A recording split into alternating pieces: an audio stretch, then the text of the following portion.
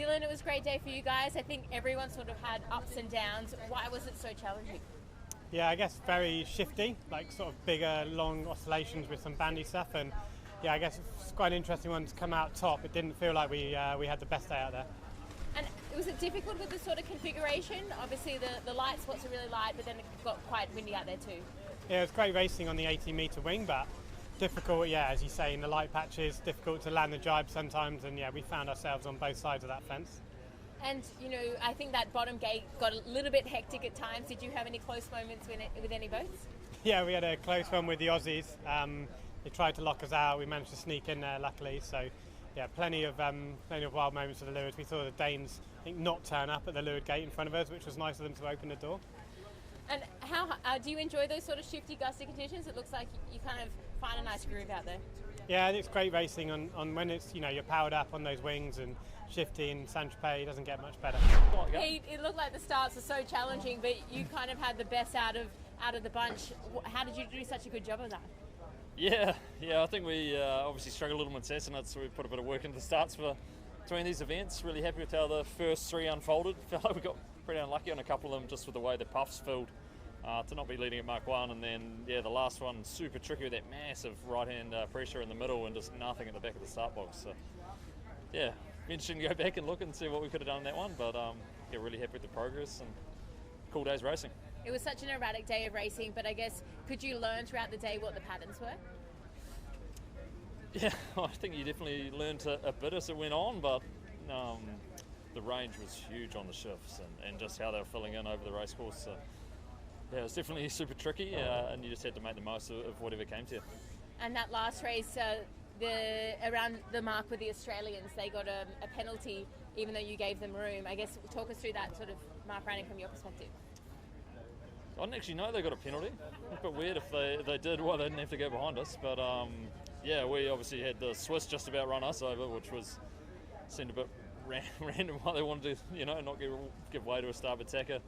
And then obviously that opened the door for the Australians to get super close on the inside. So yeah, I mean, for us it was just about trying to make sure you kept as many boats behind as you could, kept it clean, and really happy with the way we sailed today. Diego, it looked like it was tough to get off the start line, but you did a really good job of overtaking boats throughout the day.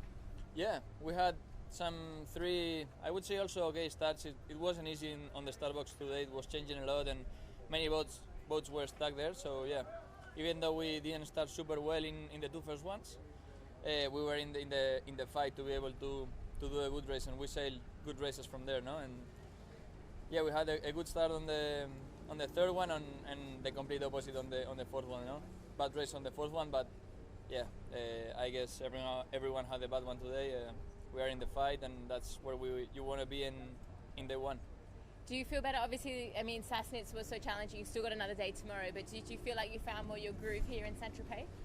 Yeah, I think for not having had any training on the day before and going straight into it in those hard conditions, we gelled quite well as a team today. As I said, we were sailing really well throughout the day. I think we did our homework well between Sassanids and here, and yeah, I think we're ready to take it on tomorrow. Eric, it was a pretty good day for you. I don't know if it felt like that on the water. It was just such a challenging day of racing. Yeah, it felt medium actually. It was lots of ups and downs, and starting didn't feel really great, and surprised that we were catching up so much during the races. And overall I still think we're happy.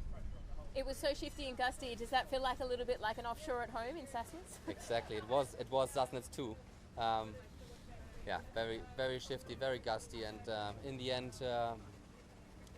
after the start you had still a long race to go, and even with our last start, which was an incredible start from our perspective, and we had such a lead, we didn't manage to hold that place into the finish, which shows how much of a change can happen during the race. The start caught everybody out. Did you have any majors at the start, or you managed to sneak through every time? It's tricky because before you enter the starting box, the breeze is way left, and in the starting box it shifts 40 right in the worst case. So at times you don't really manage to come back in the starting box. And for a conservative start, which is just undertaking the fleet or something, it becomes high risk. instantly. So yeah, we had a bit bad luck there. Tom, such an up and down day for you out there, for everybody. I guess what just made that race course so difficult? Yeah, really up and down. After the first race, I thought we were on for a good day, but yeah, we had some problems and it didn't sail too well to the best of our abilities.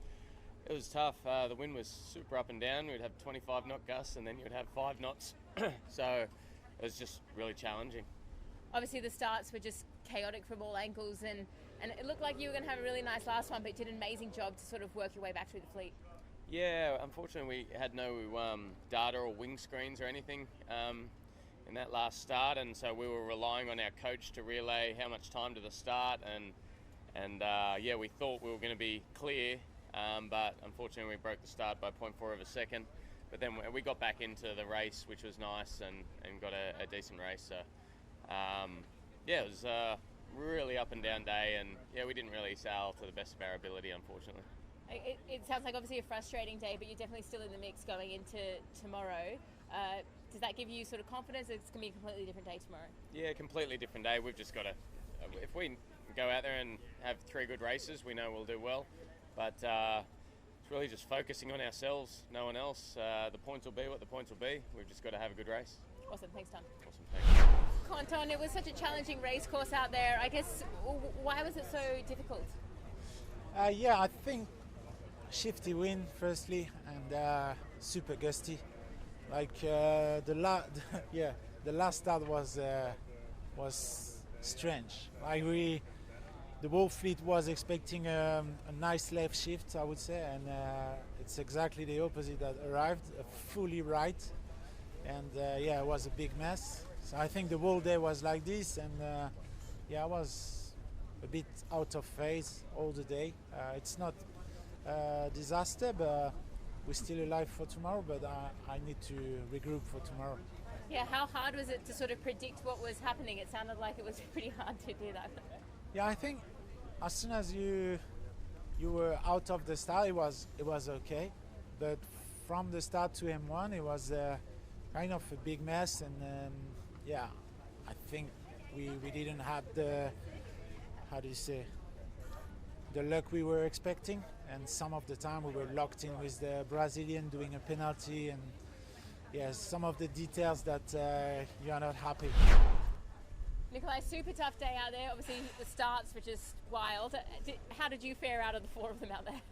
Super tough day. I think yeah, it was just snakes and ladders because it was a bit on and off with the breeze and direction and stuff, and it was also a tricky day sailing the boat. I think we had good moments, and I think if we just wouldn't have destroyed that last race and just stayed in the game, we would have been in a decent position. It would have been a good day. Now we're sort of frustrated about the day, and that's just racing, I guess. How hard was it to sort of anticipate what was going to happen? Obviously it was changing so quickly. It wasn't too hard. I think it was more for us. We saw it coming. It was more for us to do the right thing, to react to it, and go through the phases and that stuff. Yeah, we still have a bit to go with the T-Force when it gets really tricky and busy and a lot of maneuvers, but we're working on it. You had a pretty close call at a finish. You got round, but you did a nice slide into Emirates GBR. What was that moment like? Well, it wasn't on purpose, and it was a bit the same as the last race where we crashed at the bottom. These turn-ups are hard, and we just quite didn't get the turn-ups right today, that's why we had so many crashes. We'll try and adjust that tomorrow and see if we can get the turn-ups done tomorrow. Martini, I imagine at first it was relief just to be sailing today, but a bit of a roller coaster of a day for you out there, do you think? Yeah, today was a tough day for any sailor out there. I think it was quite hard to nail every single, with such a straight race course, really hard to choose the gusts. And we did a very poor first race tactically, and struggled a little bit on the second race in the end, crossing the Germans on the last moment. We should have tagged. And on the last race, I think we felt pretty proud of our performance, so it was a good one. We missed the third race for problems, but yeah. Can you tell us what happened with the problems, why you missed the race?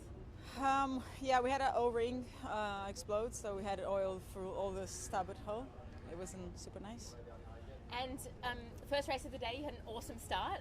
Was that nice to kind of, after missing out Sassnitz, to start off firing, even though you didn't convert? Yeah, I think most of the starts, at least like more than 50% of the starts today was quite good. So we're happy with improving our performances on starts. Yeah.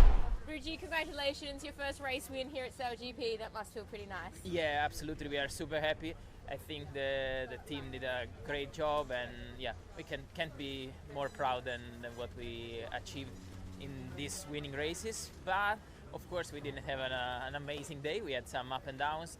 Unfortunately, the first race we got a technical issue.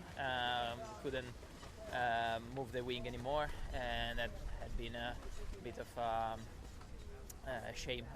Just starting with not finishing in the first race. But then, yeah, we slowly climbed up. We had some good moments, bad moments, good starts, average start, bad start. But yeah, it was a really tricky day. But it's amazing to be here to race with this Mistral, flat water, and yeah, amazing conditions. So super happy.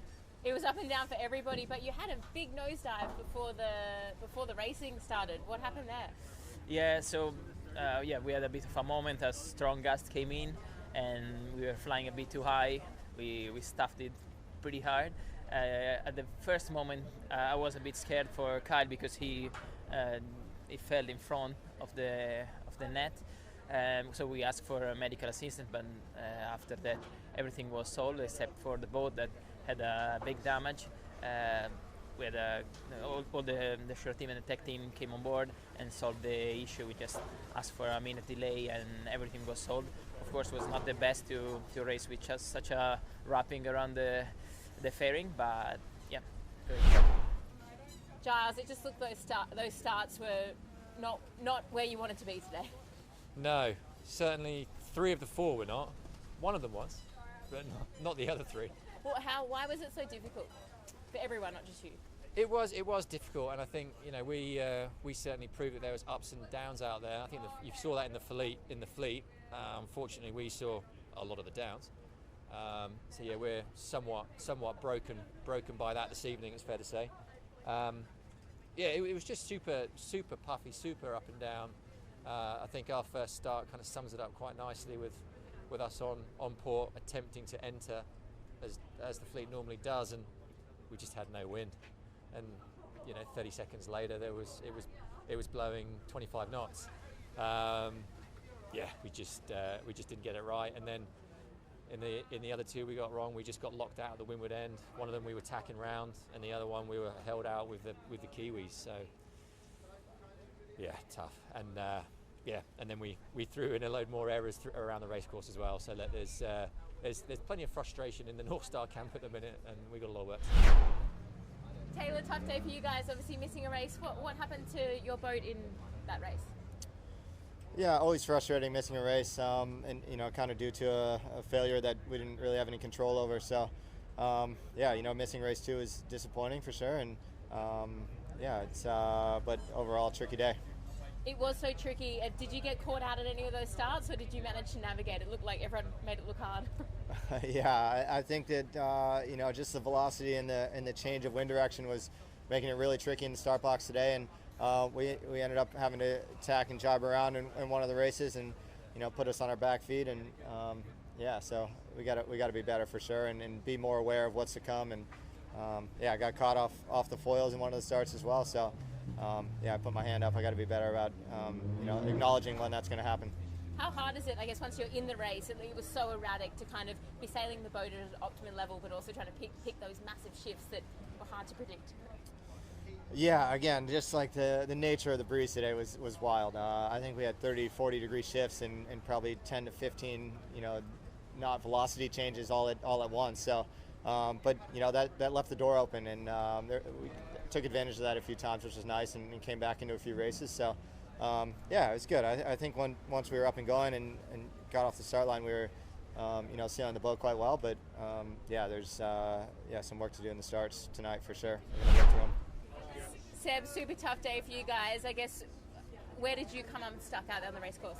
Yeah, really tough day for the Swiss team today. So yeah, we have to look back into it. But I think for us, what was really hard and what we've seen already in the last event in Sassnitz is when the breeze is unstable, we seem to be struggling, to adapt quickly and anticipate the wind. So I think we're still a lot very focused, like sailing the boat, and we're missing a bit the big picture. So we really need to get our head out of the boat and race like we know how to race. It's a bit frustrating when you underperform, but yeah, we need to take the learnings out of it. And all the gate marks were super close. Everyone did a good job to navigate them. Did you have any close calls? Yeah, we had too many close calls today. So yeah, that was not good, and we fell off the foil a couple of times. So now we have to review that. And with the configuration, did you find it difficult, or was it kind of okay? It was kind of okay. I think it was interesting. Those small wings are good fun to sail with, but definitely when the breeze is unstable, it's tricky in the lulls. But yeah, if you can stay in pressure and stay fast, it's all good. Awesome. Thanks so much, Tim. Thanks.